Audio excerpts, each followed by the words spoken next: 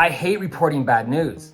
Or is it good news? I guess it depends if you're hoping for the housing market to crash or recover. We've had some good news as inflation numbers came back better than expected. But according to the Federal Reserve, we still have a ways to go, and pricing in many markets will decline with significant reductions likely in some areas. So are we headed for a crash, or is the housing market already recovering? When you're done watching this video, you'll know what's happening in today's real estate market and how bad it's going to get. Be sure to watch to the end where I'll share what signs to look for so you know when to buy or sell a house, and why some of you should be looking to buy a house right now.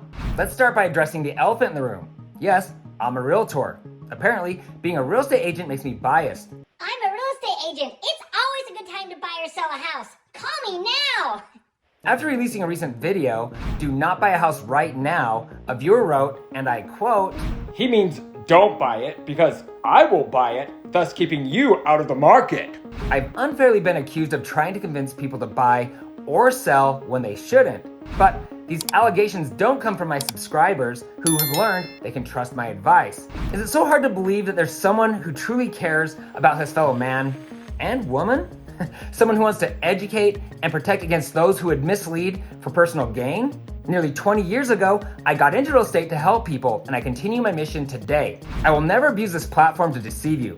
I will continue to provide the most accurate data and information from the most reliable sources to guide you along your real estate journey, and I have a track record to prove it. On April 9th, 2020, just after the world pretty much shut down because of COVID, I released a video explaining why you should hurry and buy a home. By the way, at that time, I took a lot of heat for that video. More recently, I advised viewers to sell their home immediately before the market peaked in June.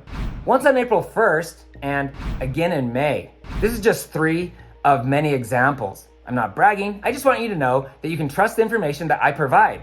Okay, let's get to it. How bad have things become? According to the National Association of Realtors, with a 20% down payment, the monthly mortgage payment on a median priced house today is $1,840. This is an increase of 50% from a year ago. A recent article by Bankrate breaks down why it costs more to buy a house today, even though home values are down. To buy a typical single-family home in 2021, you needed an annual income of just $58,826.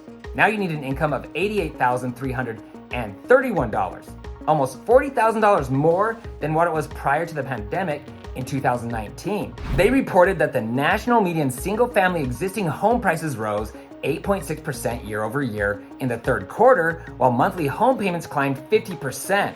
Sales are deaccelerating along with home value appreciation, yet homes are less affordable than ever. The N.A.R. reported that a typical family today applies 25% of their income towards their house payment, an increase of 17.2% from a year earlier. A house is deemed unaffordable at 30%.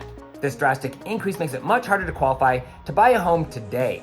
You need to earn more and save more. If you plan to put 20% down, the income needed to qualify is $88,331 per year. With 5% down, you need to earn over $100,000 per year. The N.A.R. also reported a typical starter home valued at $338,700 with 10% down comes with a monthly payment of $1,808, a monthly increase of about $600 from last year. First-time homebuyers made up only 26% of homebuyers in 2022, down from 34% in 2021. With the limited inventory and mortgage rates hitting over 7% at one point, first-time homebuyers are just struggling. Clearly, those wanting to buy are feeling a pinch. A recent article by Forbes implies that we may be in for a painful housing recession. According to research done by the University of Michigan, you have to go back to the early 1980s to see as much pessimism as we're currently seeing in housing. In case you didn't know, mortgage rates climbed above 18% in the 1980s.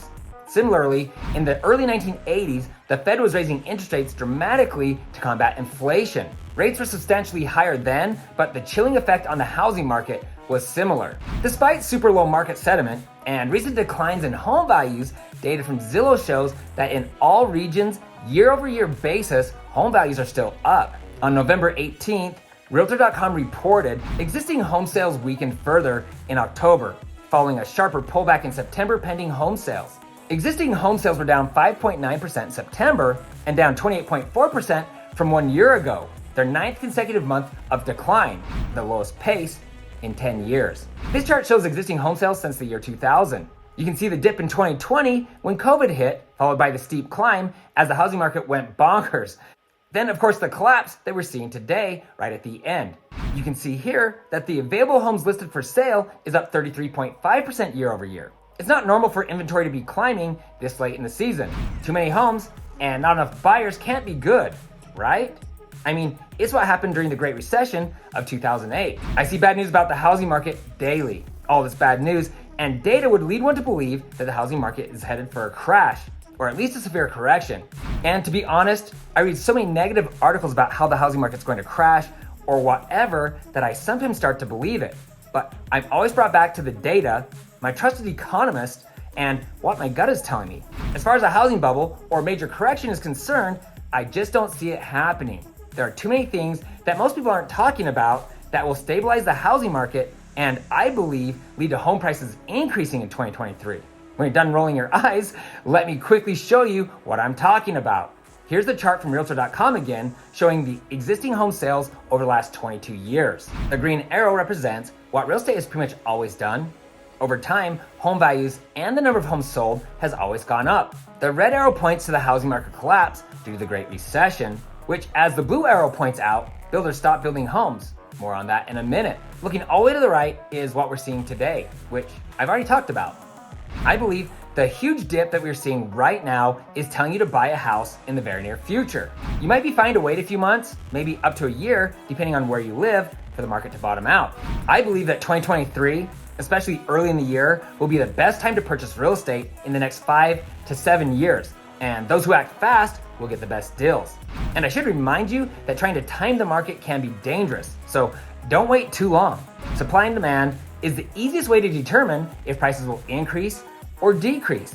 USA Today recently reported experts believe there's a nationwide housing shortage of between 2 million to nearly 6 million homes. The National Association of Realtors estimates a shortage of 5.5 million homes. You're probably wondering, how did we get so far behind? It's easy to explain. The short red line on this graph shows that only 5.8 million homes were built from 2010 to 2019, the decade following the Great Recession. Looking at the previous 4 decades, that's about 20 million homes fewer than what's needed to sustain our natural growth rate. After getting burned in 2008, builders were too slow to start building homes again, and now they can't catch up. Some argue that there's a wave of foreclosures coming, but that's not going to happen because there aren't enough foreclosures to put a dent in the housing shortage. You're looking at foreclosure starts. The red line indicates foreclosures during the Great Recession, and the blue line shows the last few years. I'm not very good at math, but 67,249 foreclosures hardly scratches the surface of a 5.5 million housing unit shortage. Not to mention, a lot of people will be able to avoid foreclosure. Many who purchased a home just 2 years ago are sitting on tens of thousands of dollars in equity, which means they can handle a correction in home values. And even more importantly, they've locked in a mortgage interest rate in the 3% range, giving them a tiny monthly house payment lower than the cost to rent. Yes, the housing market got out of control. The Fed was correct in taking action to slow things down, but as I mentioned in a previous video, they were too slow.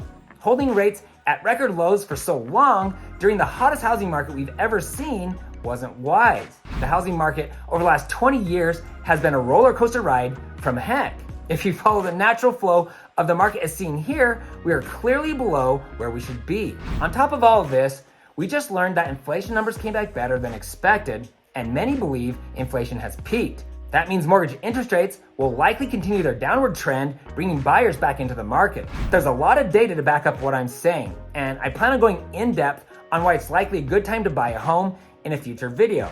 Coming soon. If you're looking to buy, sell, build a home, or invest in Utah real estate, I get contacted all the time. Please feel free to call or text me with your questions. I'd love to meet you, and I'm honored to serve you. For everyone else, please feel free to share your thoughts in the comments section below. I always do my best to respond to each one of you.